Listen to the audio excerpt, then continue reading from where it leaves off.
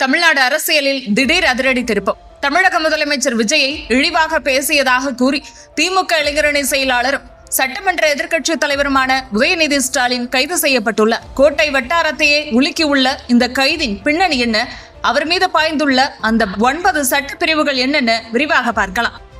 கடந்த ஆகஸ்ட் 3ஆம் தேதி தஞ்சாவூரில் நடந்த திமுக ஆர்ப்பாட்டத்தில் பேசிய உதயநிதி ஸ்டாலின், ஜூன் முடிஞ்சிருச்சு, ஜூலை முடிஞ்சிருச்சு, இப்போ ஆகஸ்ட் மாதம் வந்துருச்சு, ஆனா இன்னமும் தண்ணி வரல. இதை பற்றி முதலமைச்சர் விஜய் வாய் திறந்து பேசுறாரா?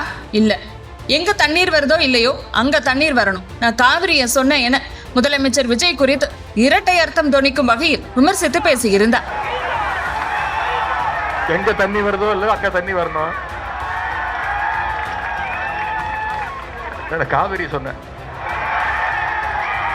இந்த பேச்சுக்கு எதிராக தமிழ்நாடு அமைச்சர்கள் தொடங்கி விசிக, கம்யூனிஸ்ட், மதிமுக, பாஜக தலைவர்கள் வரை தமிழ்நாடு முழுவதும் பல தரப்பினரிடையே கடும் எதிர்ப்புகள் கிளம்பின.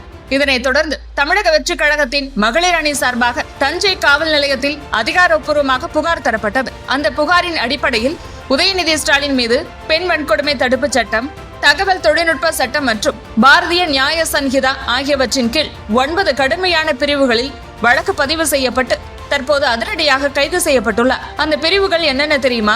196 BNS மதம், இனம், மொழி சார்ந்த பிரச்சனையை தூண்ட முயலுதல். 192 BNS கலவரத்தை ஏற்படுத்தும் நோக்கில் ஆத்திரமூட்டுதல். 352 BNS பொது அமைதியை சீர்குலைக்கும் வகையில் திட்டமிட்டு அவமதிப்பது. 79 BNS பெண்களின் தன்மானத்திற்கும் நற்பெயருக்கும் களங்கம் விளைவித்தல். 296 B பொது இடத்தில் ஆபாசமாக பேசுதல். 61 BNS குற்றவியல் சதி தீட்டுதல். 351 உட்பிரிவு 2 குற்றவியல் மிரட்டல் விடுப்பது. இது தவிர தமிழ்நாடு பெண் வன்கொடுமை தடுப்பு சட்டம் மற்றும் தகவல் தொழில்நுட்ப சட்டத்தின் கீழ் வழக்கு பதிவு செய்யப்பட்டு உதயநிதி கைது செய்யப்பட்டுள்ளார். தஞ்சாவூர் பேச்சு, அதைத் தொடர்ந்து தாவேகா போட்ட கேஸ், இப்போது அதிரடி கைது. தமிழக அரசியலில் இந்த சம்பவம் மிகப்பெரிய புயலை கிளப்பி உள்ளது.